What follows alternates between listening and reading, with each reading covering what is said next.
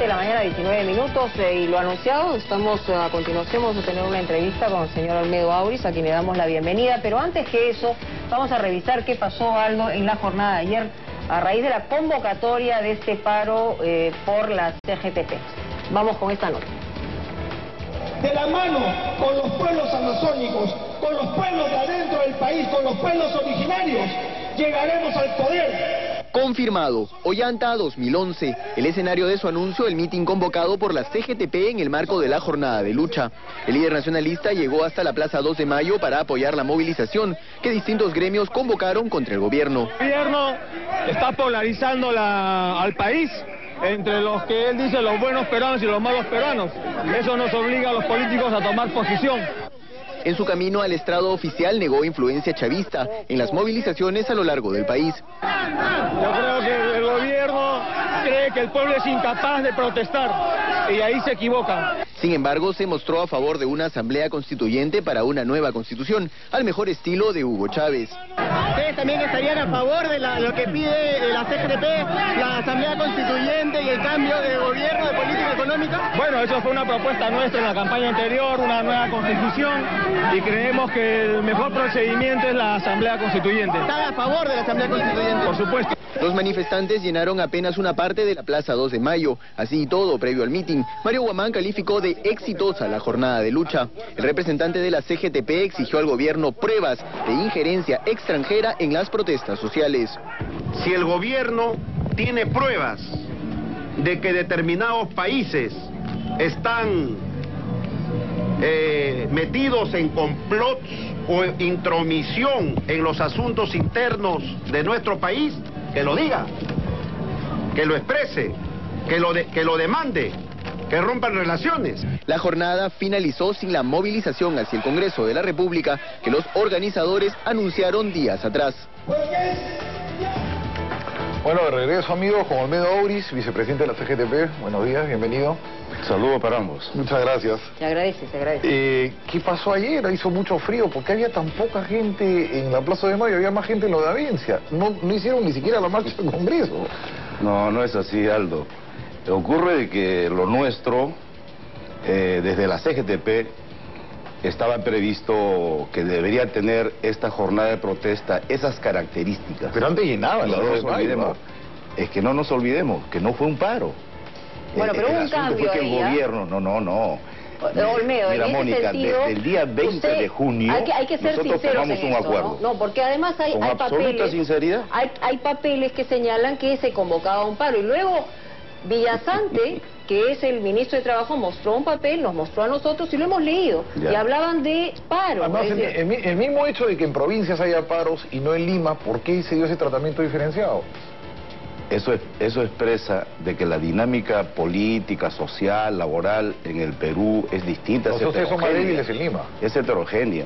Obviamente que hay debilidad, porque yo no lo puedo ocultar, ¿no?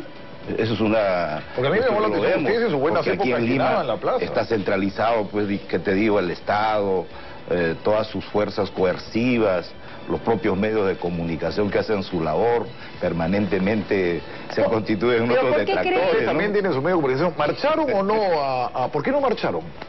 Si suelen hacer eso sencillamente porque, mira, los colegas de SUTE tenían previsto ir al Congreso, pero ¿qué pasó?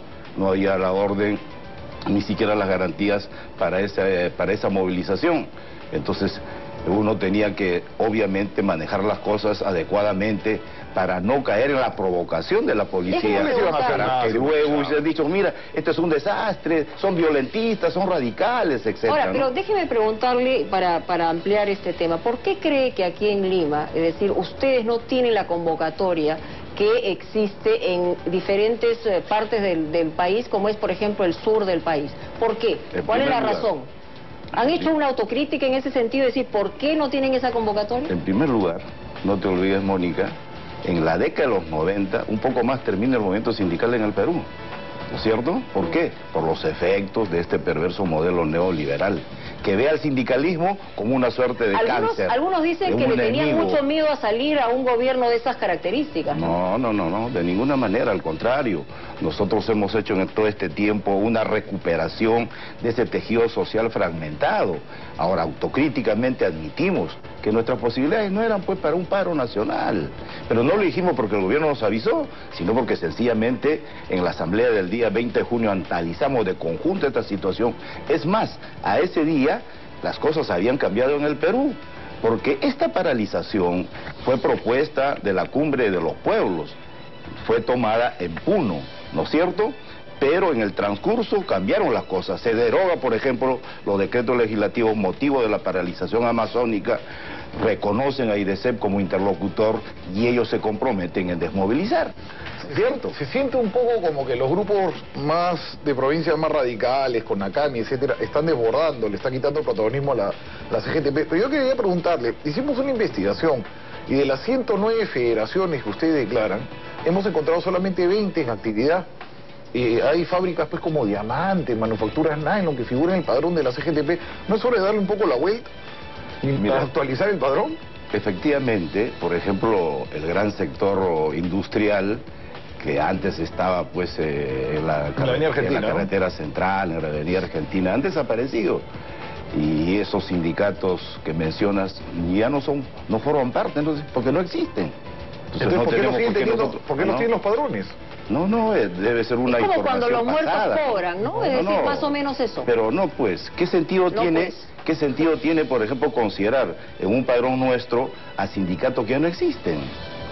Estaríamos haciendo nuestro... Es que básicamente lo que uno percibe es que la CGTP es construcción civil, SUTEP, los telefónicos, están los canillitas, los lustrabotas, y luego no encuentra esa gran masa que tenía. Hay más sindicatos, hay mineros, hay sector agrario, hay campesinos, no te olvides.